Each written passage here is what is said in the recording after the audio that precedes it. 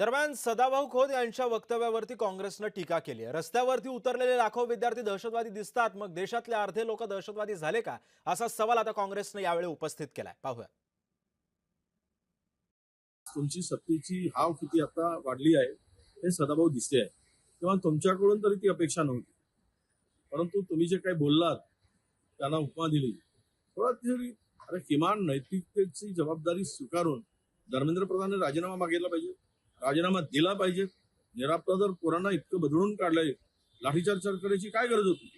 आणि एका मंत्र्यांना वाचवण्यासाठी तुम्ही पोरांचे रक्त सांडवताय, डोकी फोडताय, मुलींना विवस्त्र करताय, याची तुम्हाला लाज वाटत नाही?